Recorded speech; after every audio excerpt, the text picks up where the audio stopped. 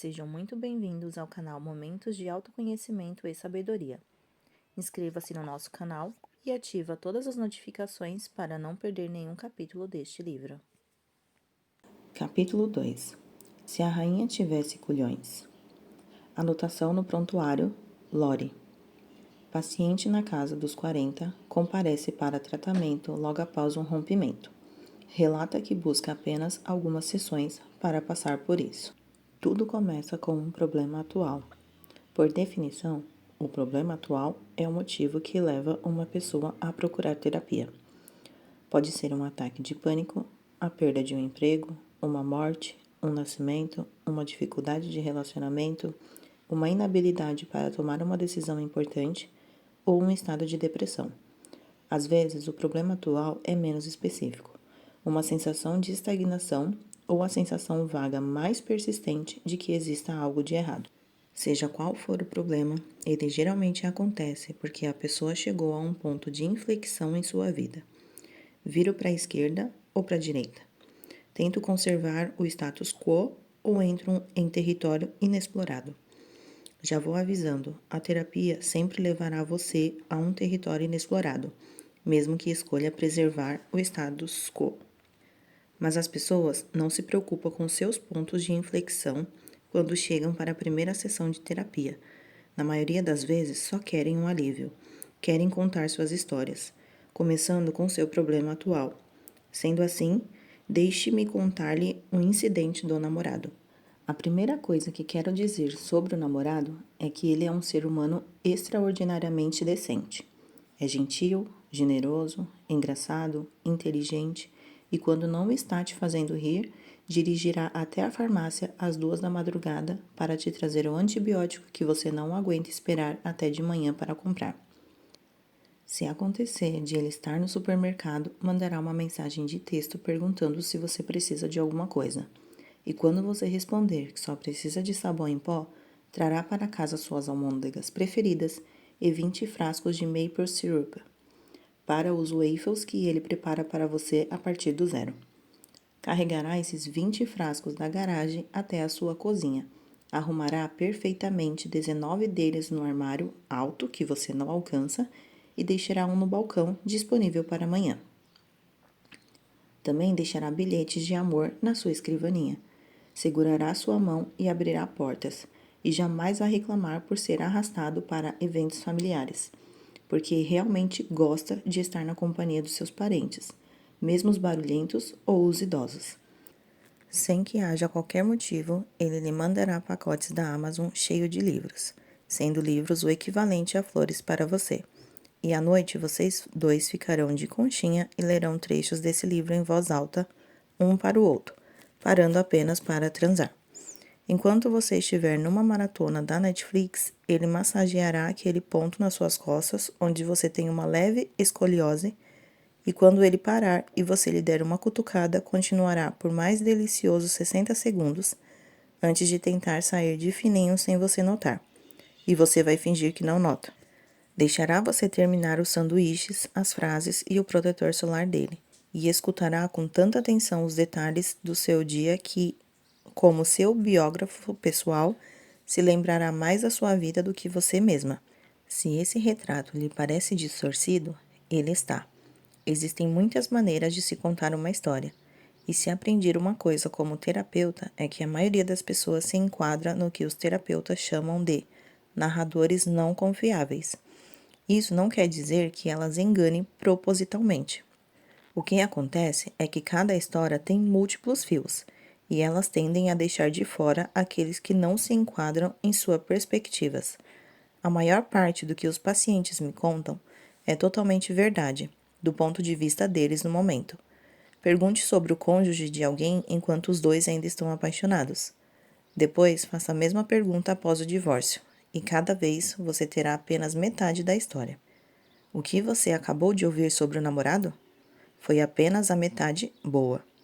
E agora ruim. São 10 da noite, em um dia de semana, estamos na cama, conversando, e acabamos de decidir quais entradas de cinema reservar para o final de semana, quando o namorado fica estranhamente quieto. Está cansado? Pergunto.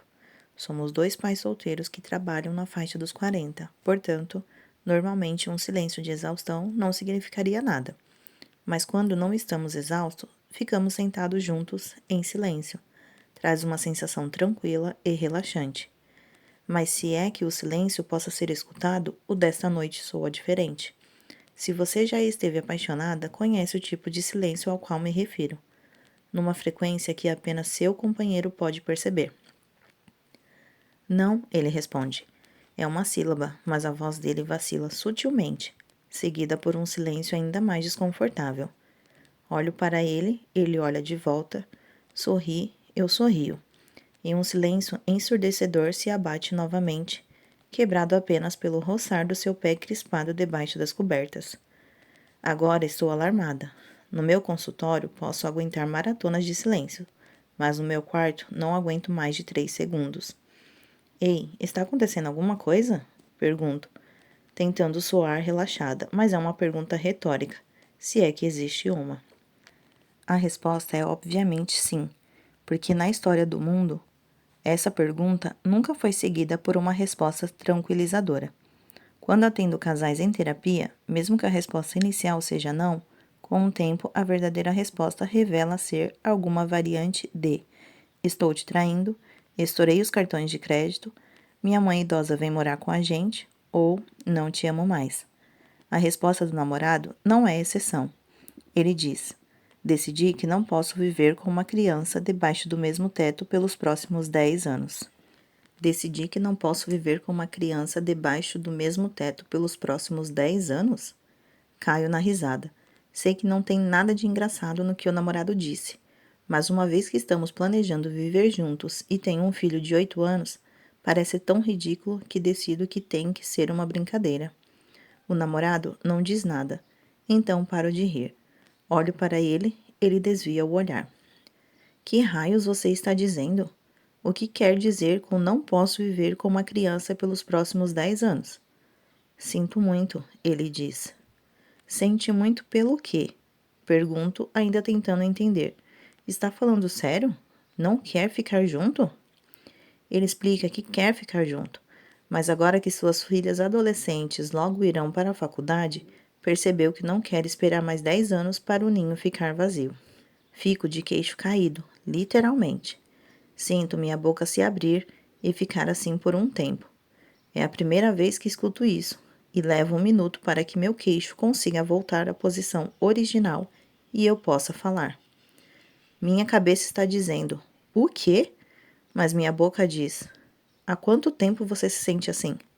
Se eu não tivesse perguntado se havia algum problema, quando é que você iria me contar? Penso em como é impossível que isso esteja acontecendo, porque há apenas 5 minutos escolhemos nosso filme para o final de semana. É para estarmos juntos nesse final de semana, num cinema. Não sei, ele diz constrangido. Dá de ombros sem se mexer. Todo o seu corpo é um dar de ombros. Nunca achava que fosse a hora certa para tocar no assunto. Quando meus amigos terapeutas escutam essa parte da história, imediatamente diagnosticam o sujeito como evasivo. Quando quem escuta são meus amigos não terapeutas, imediatamente rotulam-no como um babaca. Mais silêncio. Sinto-me como se estivesse vendo essa cena de fora, observando uma versão confusa de mim mesma movendo-se numa velocidade incrível pelos famosos estágios do luto. Negação, raiva, barganha, depressão e aceitação. Se minha risada era negação e meu quando é que você iria me contar era raiva, agora estou indo para a barganha. Quero saber como podemos fazer isso funcionar. Posso dispor de mais ajuda com o meu filho? Ter mais uma noite a sós? O namorado sacode a cabeça. Suas filhas adolescentes não acordam às 7 da manhã para brincar de Lego, ele diz. Está ansioso para finalmente ter sua liberdade e quer relaxar nas manhãs dos finais de semana. Não importa que meu filho brinque sozinho com seus Legos pela manhã. Aparentemente, o problema é que meu filho diz, ocasionalmente, olhe o meu Lego, veja o que eu fiz. Acontece que não quero ter que olhar para os Legos. Só quero ler o jornal, explica o namorado. Considero a possibilidade de que um alien tenha invadido o corpo do namorado, ou que ele tenha um tumor cerebral germinando, e essa mudança de personalidade seja o primeiro sintoma. Especulo o que ele pensaria de mim se eu rompesse com ele porque suas filhas adolescentes queriam que eu visse suas novas leggings da Forever 21, enquanto eu estava tentando relaxar e ler um livro. Não quero olhar para as leggings, só quero ler o meu livro. Que tipo de pessoa dá-o fora simplesmente pelo fato de não querer olhar? Pensei que você quisesse se casar comigo, digo patética. Eu quero me casar com você, ele diz. Só não quero morar com uma criança. Penso nisso por um segundo, como se fosse um enigma que eu estivesse tentando resolver. Parece o enigma da esfinge, mas eu venho com uma criança. Digo falando mais alto.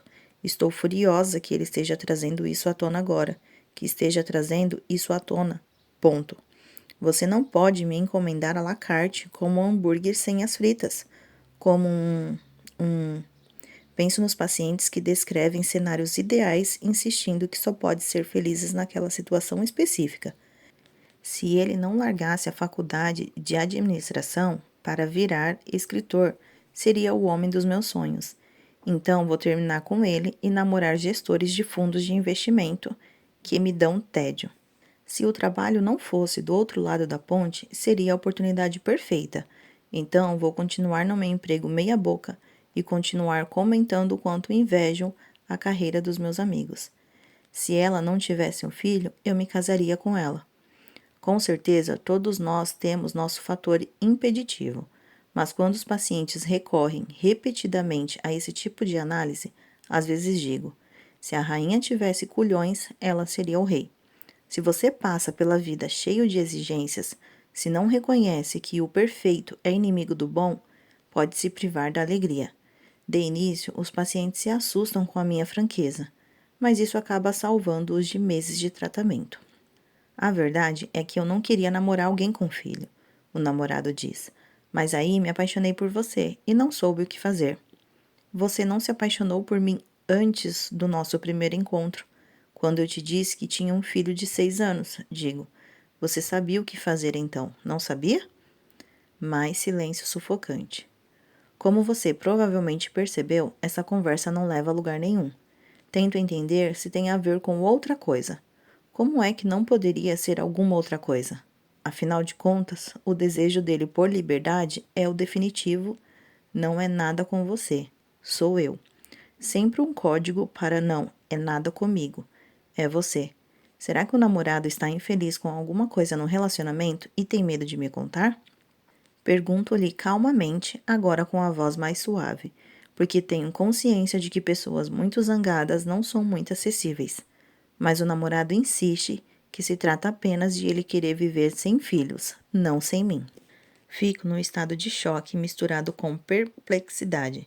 Não entendo como isso nunca veio à tona.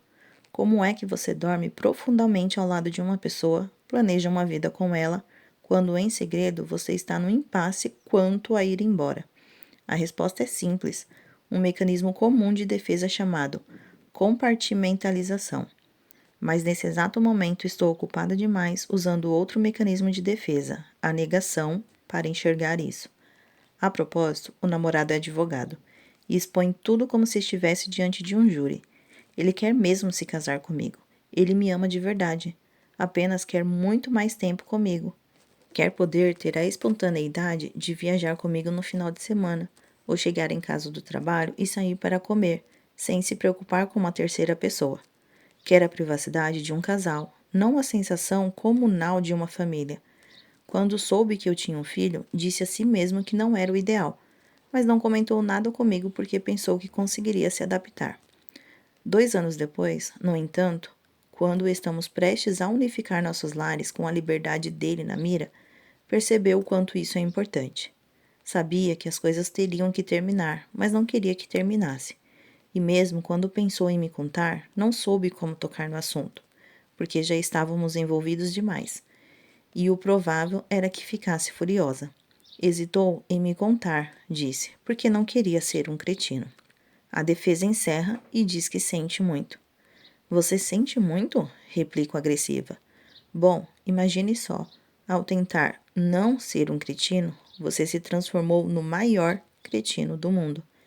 Ele torna a ficar quieto, e me dou conta de que seu silêncio esquisito, mais cedo, foi seu jeito de tocar no assunto.